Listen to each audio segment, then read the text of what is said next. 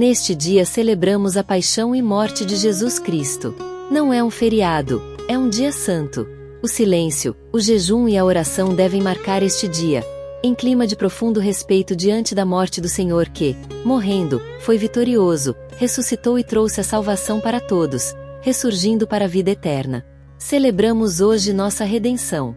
O Senhor se entregou livremente ao Pai porque nos ama incondicionalmente e para que todos nós fossemos redimidos, libertos do pecado e pudéssemos nos relacionar com Deus como nosso Pai.